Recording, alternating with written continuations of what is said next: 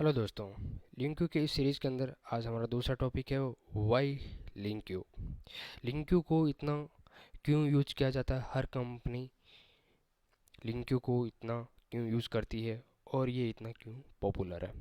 ठीक है, सो चलिए स्टार्ट करते हैं। अगर आपने पिछले वीडियो व्हाट इज़ द लिंक्यू क्या होता है, तो अगर आपने नहीं देखा है वो आप वीडियो देख सकते हो।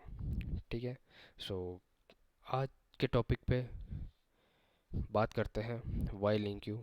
सो एक एग्जांपल लेके देखते हैं ताकि हमें बेटर अंडरस्टैंडिंग हो कि लिंक यू का क्या रीज़न है यूज़ करने का। ठीक है, सो यहाँ पे एक एग्जांपल है। मैंने एक क्लास ले रखी है स्टूडेंट, ठीक है, और उस स्टूडेंट में अलग अलग टॉप प्रॉपर्टीज़ है, student ID, student name and age. ठीक है, और इन स्टूडेंट को एक मैंने सबकी वैल्यू असाइन मैंने करा दी है। ठीक है ना, 7 स्टूडेंट्स जिनके आईडी और एज एंड नेम उनके मैंने एक सेट ले लिया है।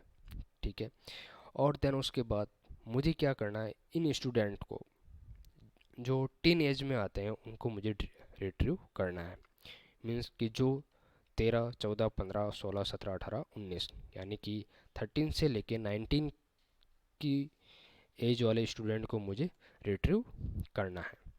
ठीक है, तो क्या तरीका है इसका।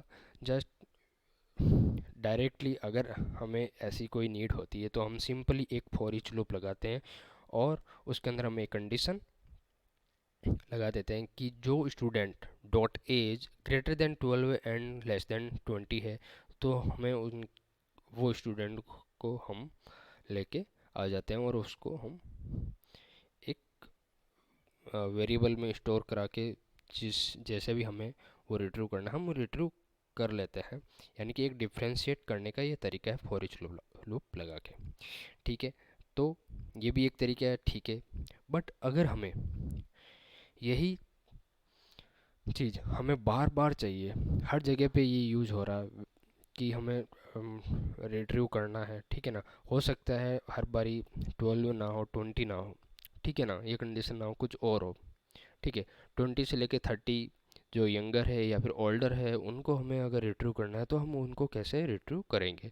ठीक है, तो हमें हर बारी फॉर ईच लूप लगाना पड़ेगा और कंडीशन अलग होगी उसकी। ठीक है, तो उसको एक स्टैंडर्ड वे क्या हो सकता है कि सिंपली हम एक क्लास बनाएं।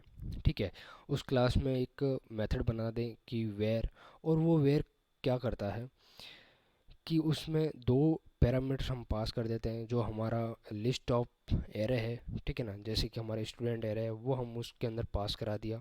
ठीक है ना, और सेकंड आर्गुमेंट हमने पास करा दिया एक मेथड, ठीक है, डेलीगेट्स मेथड। तो अभी अब मैं समझा देता हूँ कि ये डेलीगेट्स मेथड क्या होता है।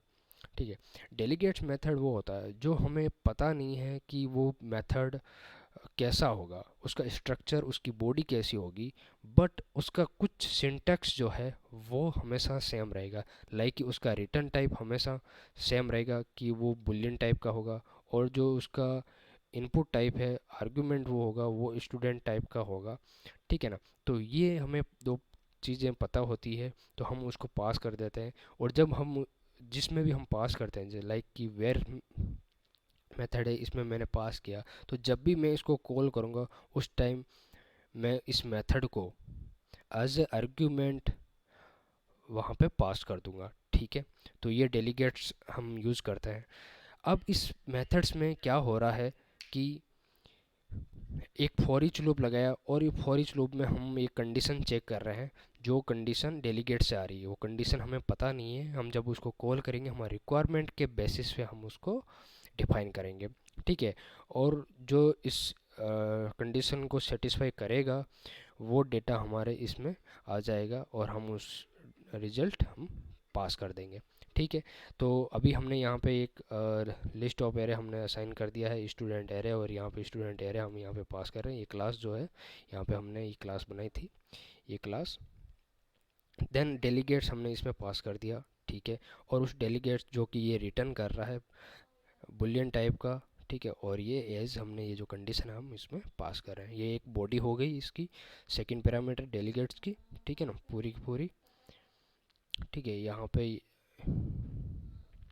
ये इस तरीके से, तो ये यहाँ पे ये कॉल करेगा, ये इस बॉडी के अंदर जाएगा, एरे आएगा, यहाँ पे ये डेलीगेट्स है, ठीक है ना। और यहाँ पे कंडीशन चेक करेगा delegate dot S T D, ठीक है ना। ये एस टी डी स्टूडेंट हो गया, और ये स्टूडेंट जो है हमारा जो है स्टूडेंट टाइप का है, ठीक है ना। S T D dot age, ठीक है ना, ये एज देखेगा, ठीक है। और ये एज इसके अंदर देखेगा, अगर ये सेटिस्फाई करेगा तो इसके अंदर आ जाएगा, ठीक है। तो ये इस तरीके से जब भी हमारे पास अगर कोई भी रिक्वायरमेंट होती है इस तरीके की, तो यहाँ पे हम कंडीशन पास कर देते हैं और हम डेटा को रिट्रीव कर सकते हैं।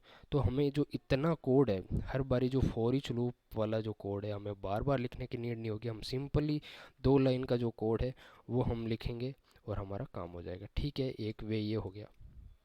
सेकंड वे हो गया, सही है, कोड को बहुत और हमने स्टैंडर्डाइज्ड बना दिया, और कोड हमारा जो एफर्ट्स है वो रिड्यूस हो गया, और कोड भी हमारा रिड्यूस हो गया, ठीक है। ये जो कंडीशन है, ये कंडीशन इस टाइप की भी हो सकती है, ठीक है ना। बस उसका रिटर्न टाइप जो है वो बुलियन होना चाहिए, ठीक है। देन उसके बाद में हम आता है लिंक्यू, ठीक है ना। कि इतना लिंक्यू किया गया था, इतना कोड लिखने की भी नीड नहीं है। आप सिंपल और सिंपल, अगर आपका टाइप्स अगर चेंज हो गया है या फिर कुछ भी चेंज हो गया, तो आपको सिंपल क्या करना है, उस एरे लिस्ट का यहाँ पे नाम लिखो, dot where and lambda expression लिखो, और कंडीशन अपनी डाल दो। वो डेटा रिट्रीव करके हमारा जो डिज़ायर्ड डेटा है वो हमें गेट करके दे देगा, ठीक है ना। और ये कंडीशन किसी भी तरीके से आप लिख सकते हो, जैसा हम वहाँ पे ऊपर लिख रहे थे डेलीगेट्स जिस टाइम हम यूज़ कर रहे थे, ठीक है ना। सो ये भी एक तरीका है, ठीक है। तो देखो अब लिंक क्यू में कितना कोड रिड्यूस हो गया। सिंपल एक जो 7-8 लाइन का जो कोड था वो सिंपल और सिंपल 1 लाइन कोड में आ गया, ठीक है ना। तो ये चीज़ है लिंक क्यू, ठीक है ना। सो इस तरीके से ये लिंक क्यू हम यूज़ करते हैं, और भी ज़्यादा ये फास्ट हो जाता है, कोड रिड्यूस हो जाता है, और इजी टू अंडरस्टैंड है, रीडेबल है, ठीक है ना। तो ये सारे इसके यूसेस हैं लिंक क्यू के। सो सारे हम जो यूसेस है ये देख लेते हैं।